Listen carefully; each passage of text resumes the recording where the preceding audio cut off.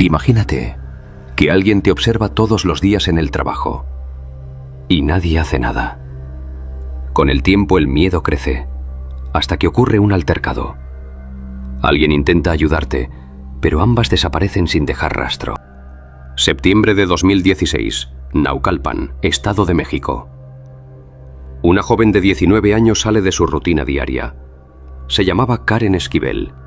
Era estudiante, trabajaba y tenía una vida que parecía normal. Ese día fue vista por última vez en una farmacia, nada fuera de lo común, pero nunca llegó a su destino. No hubo llamadas, no hubo mensajes, no hubo una explicación. Y no fue la única. Otra mujer también desapareció, una persona vulnerable, sin relación directa aparente. 2 ausencias, un mismo momento y ninguna pista clara. Pasaron días hasta que algo cambió. Un olor, una casa, 2 maletas y un hallazgo que nadie esperaba. Pero lo más inquietante no fue dónde las encontraron, fue cómo. Porque esto no fue un hecho al azar. Hubo contacto previo, hubo tensión y alguien que ya estaba cerca. Pero también hubo errores, errores que dejaron rastro, errores que no pudieron ocultarse. El asesinato no fue un accidente, sino una respuesta violenta al perder el control cuando Karen lo confrontó.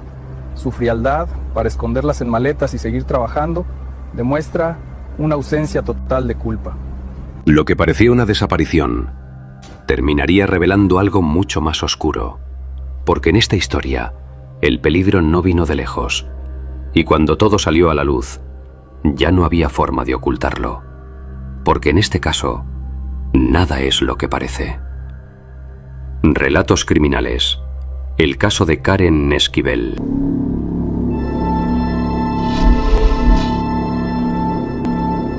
Karen Esquivel tenía 19 años.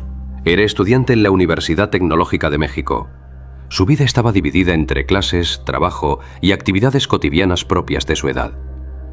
Vivía en Naucalpan, Estado de México, un entorno urbano con movimiento constante donde las rutinas diarias rara vez llaman la atención.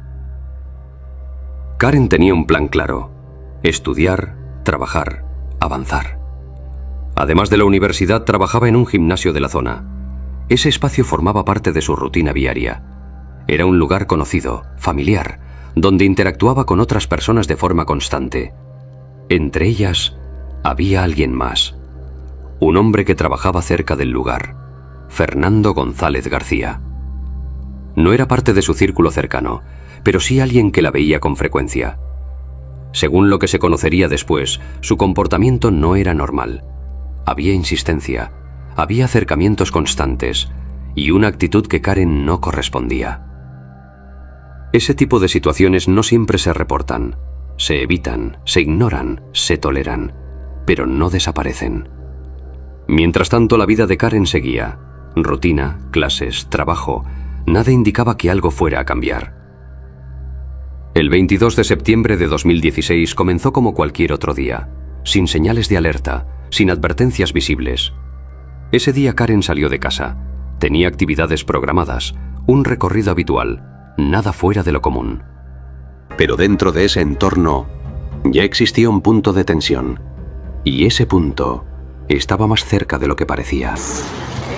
Siempre estaba en la puerta o limpiando, pero su forma de mirar nos hacía sentir incómodas, tenía una energía muy pesada. Cuando supimos lo de Karen, muchas sentimos que nuestro miedo siempre tuvo razón. Todo estaba en su lugar, una rutina definida, un entorno conocido y una persona que no parecía representar un riesgo evidente. Pero ese equilibrio estaba a punto de romperse. El 22 de septiembre de 2016, Karen Esquivel salió de su casa con normalidad. Tenía actividades pendientes. Un recorrido habitual. Nada indicaba que ese día sería distinto. Su último rastro claro fue en una farmacia de la zona de Lomas Verdes. Ahí fue vista por última vez. Después de eso, no hubo más. Karen debía presentarse a trabajar en el gimnasio esa misma tarde, pero no llegó. Ese fue el primer indicio. Al inicio, la ausencia no generó alarma inmediata. Podía tratarse de un retraso, un cambio de planes. Pero las horas pasaron y no hubo respuesta. No contestaba llamadas, no respondía mensajes. Ese comportamiento no era habitual. La preocupación comenzó a crecer. La desaparición fue reportada y con ello comenzó la búsqueda. Pero había algo más. Karen no fue la única. Ese mismo día, otra mujer desapareció. Adriana Hernández Sánchez tenía 52 años, vivía en la misma zona y presentaba una condición que la hacía vulnerable. No había una relación evidente entre ambas, no eran familiares, no eran amigas, pero compartían algo, el mismo lugar, el mismo momento. Ese detalle cambió el enfoque. Dos personas desaparecidas, el mismo día, en la misma zona. No parecía coincidencia. La investigación comenzó a reconstruir sus últimos movimientos, pero no había señales claras, no había testigos directos de un ataque, no había registros de un traslado, solo ausencia. Mientras tanto el tiempo avanzaba, un día, 2, 3, y sin respuestas. Hasta que ocurrió algo, un elemento externo, un detalle que no podía ignorarse. Un olor. Al principio pensamos que era un animal muerto, algo común en estos baldíos, pero con el calor de esos días, el olor se volvió más pesado, más denso. Ahí supimos que no podíamos esperar y decidimos llamar a la policía, algo horrible había ahí dentro. Ese fue el punto de quiebre. La desaparición estaba a punto de convertirse en otra cosa. Y la verdad ya no podía seguir oculta. El 25 de septiembre de 2016, 3 días después de la desaparición, algo cambió. No fue una llamada, no fue una pista directa, fue un detalle imposible de ignorar. Un olor. Vecinos de la colonia El Tejocote comenzaron a percibirlo. Era fuerte, persistente, y no correspondía a algo normal. Decidieron reportarlo. La policía acudió al lugar. Era una vivienda. Desde el exterior no había señales evidentes, pero el olor venía del interior. Ese fue el punto de inicio. Los agentes ingresaron y encontraron algo. 2 maletas grandes, cerradas, colocadas dentro del inmueble. Ese detalle ya era inusual, pero al abrirlas, todo quedó claro. Dentro estaban los cuerpos, el de Karen Esquivel y el de Adriana Hernández. Ese momento cambió completamente el caso. La desaparición dejó de ser una búsqueda, se confirmó el crimen. La escena indicó algo importante. El crimen no ocurrió en la calle, no fue un hecho espontáneo. Había ocurrido en un espacio cerrado, y después, los cuerpos fueron ocultados. Ahí, cerca al gimnasio, en una casa de la colonia San Mateo Nopala. Las maletas no eran casuales, eran un método, de traslado, de ocultamiento, de intento de desaparición de evidencia. Pero no funcionó, porque el olor los delató. La necropsia permitió establecer lo ocurrido. Ambas víctimas murieron por asfixia. Había signos de agresión física previa. Eso confirmaba que no se trató de un hecho rápido, hubo violencia y hubo control. Ese análisis fue clave, porque estableció que el crimen había sido intencional, no accidental. Mientras tanto, la investigación avanzó hacia el responsable. Había un punto en común: el entorno, el gimnasio, el contacto previo y alguien que ya estaba cerca. Al abrir la primera maleta, lo primero que vimos fue tela de colores y luego cabello. Estaban acomodadas de una forma que no se puede explicar, forzadas. No era solo una escena, era la evidencia de un desprecio total por la vida. La historia ya no tenía dudas.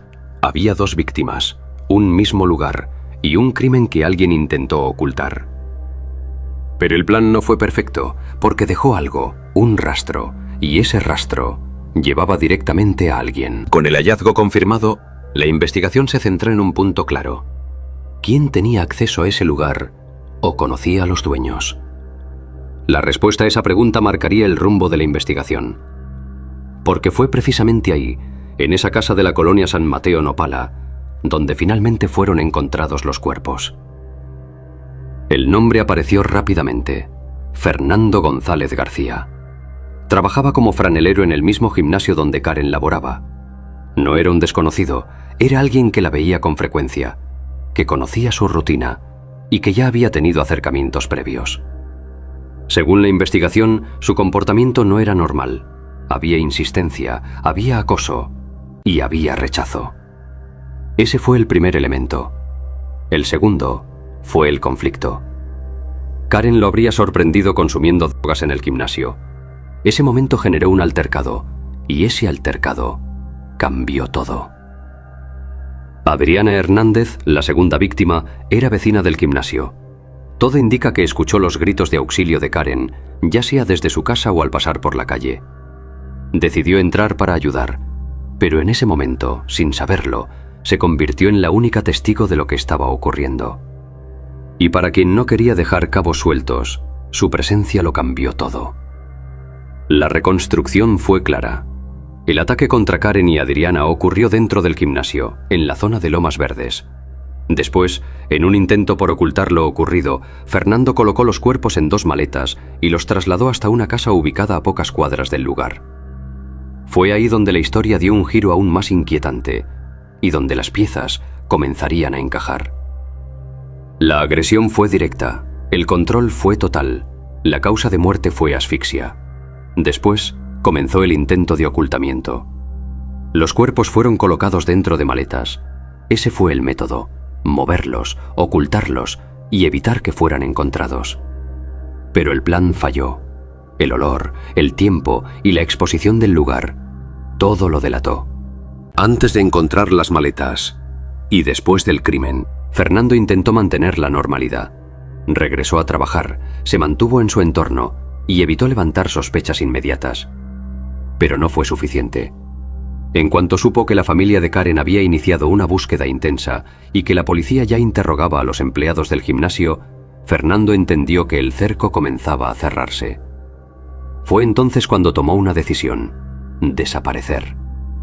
Cuando los cuerpos fueron encontrados, el cerco se cerró. El sospechoso huyó, dejó el lugar, cambió de apariencia y trató de desaparecer. Pero la búsqueda ya estaba en marcha. El gobierno ofreció recompensa y la investigación continuó. El 1 de febrero de 2017 fue localizado en Irapuato, Guanajuato. Trabajaba en un autolavado, con barba, intentando pasar desapercibido. Fue detenido y el caso quedó cerrado a nivel operativo. El proceso judicial avanzó, las pruebas eran contundentes y en marzo de 2018 se dictó sentencia: prisión vitalicia por feminicidio. Además, se le impuso una reparación económica superior a 2,5 millones de pesos. Fue una de las primeras condenas de por vida por feminicidio en México. El caso quedó resuelto, pero dejó una marca. 2 víctimas, un mismo agresor y un crimen que comenzó con contacto y terminó en violencia. Lo encontramos donde menos se lo esperaba, lavando coches. Se había dejado la barba larga y evitaba mirar a la gente a los ojos, pero cuando nos acercamos y le dijimos su nombre, se quedó paralizado. Su mirada lo traicionó.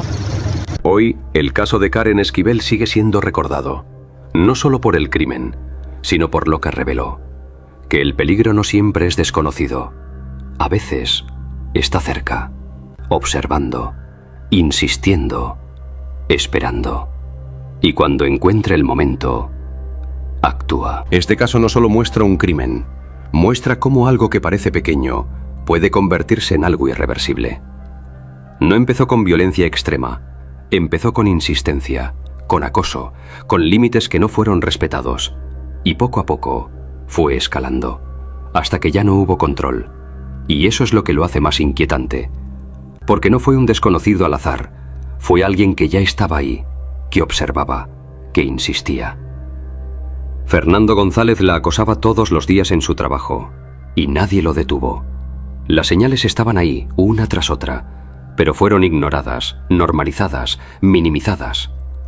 Ahora la pregunta es para ti: ¿hasta cuándo como sociedad seguimos justificando comportamientos peligrosos con frases como «así es él» o «solo es una molestia», hasta que es demasiado tarde? Te leo en los comentarios. Y si quieres más casos como este, contados paso a paso, sin relleno y con todos los detalles, síguenos y comparte.